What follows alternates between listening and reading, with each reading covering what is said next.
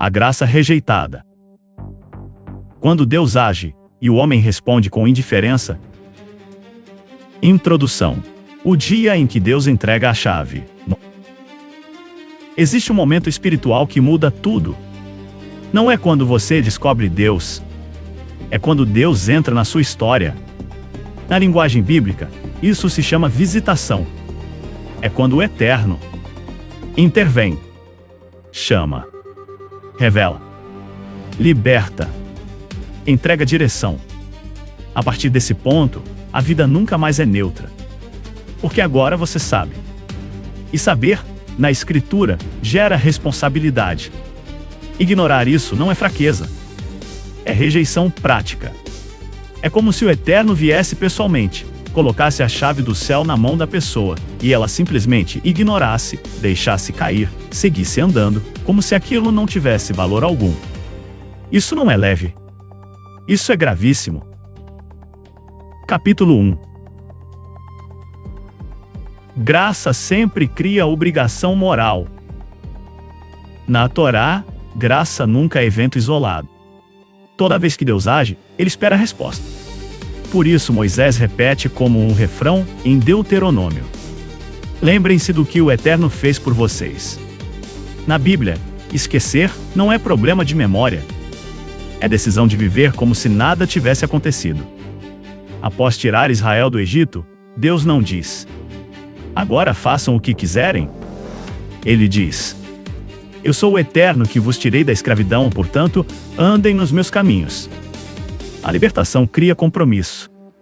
A graça inaugura a aliança. Se não há mudança de direção, a graça foi desprezada. Não existe graça neutra nas Escrituras. Toda graça carrega expectativa de transformação.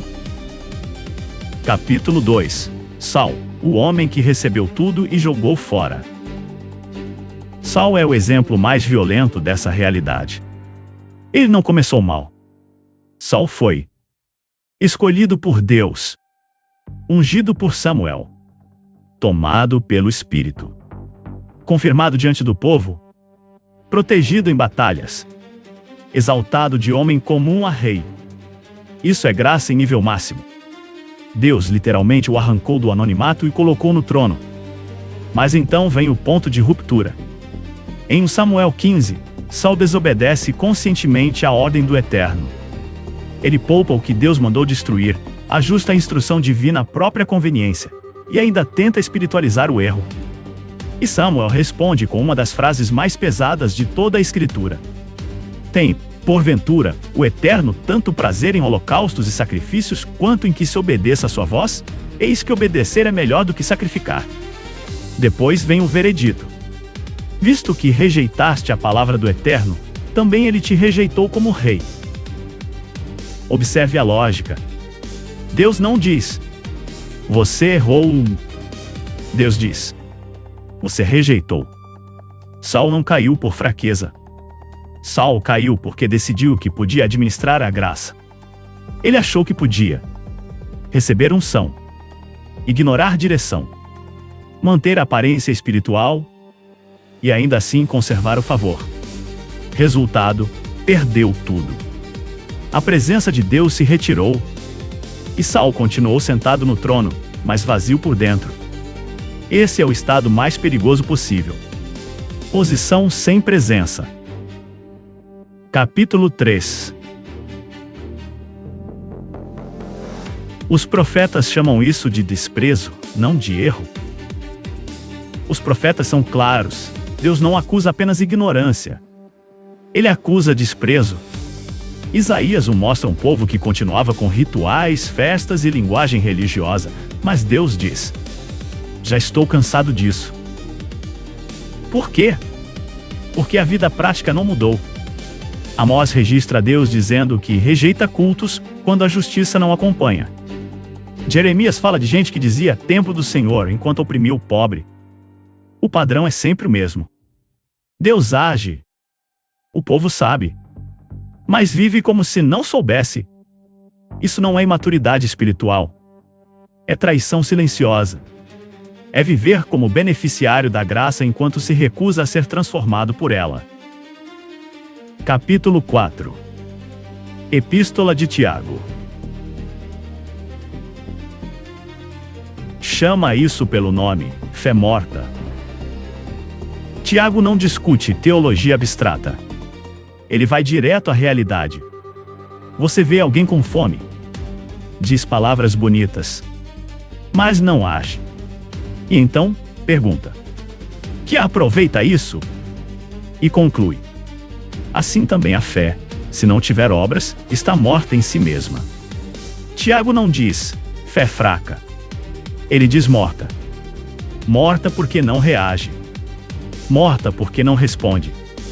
Morta porque não gera consequência. É fé de boca. Graça recebida e ignorada. Exatamente como o sol. Capítulo 5. A chave jogada fora. Agora tudo converge para essa imagem. Deus vem. Deus chama. Deus perdoa. Deus revela. Deus entrega a direção. Ele coloca a chave na mão da pessoa. E a pessoa não entra, não muda, não caminha, não responde. Ela guarda a chave como souvenir religioso. Isso é devastador. Porque chave é acesso. Receber chave e não usar significa desprezar o acesso, bloquear o próprio caminho, invalidar o favor.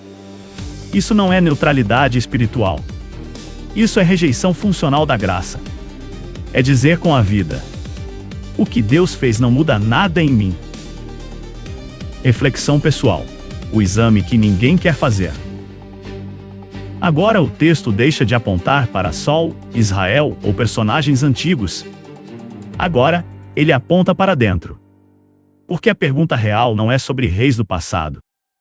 É sobre nós. Em que ponto da tua história Deus entrou, e você seguiu vivendo igual? Em que momento houve chamado, clareza, direção? Mas você apenas adicionou isso como informação, não como transformação. Quantas vezes você ouviu, entendeu, concordou? E depois voltou exatamente para o mesmo padrão. Esse é o lugar mais perigoso que existe. Não é ignorância. Não é dúvida honesta. Não é processo lento. É convivência com a verdade sem submissão a ela. É receber luz e escolher penumbra. É ter acesso e preferir permanecer do lado de fora. Aqui está o choque final. Não é o pecado que mais pesa nas Escrituras. É a indiferença depois da visitação. É Deus agir, falar, tocar, chamar, abrir caminho. E a pessoa simplesmente continuar andando como se nada tivesse acontecido. Isso foi Saul. Isso é o que os profetas chamam de coração endurecido. Isso é o que Tiago chama de fé morta. Isso é pegar a chave do céu e tratá-la como objeto descartável. E a verdade nua, crua e sem anestesia é esta: graça não é decoração espiritual. Graça é convocação.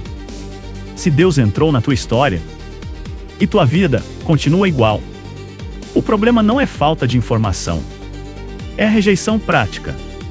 E isso, biblicamente, é gravíssimo.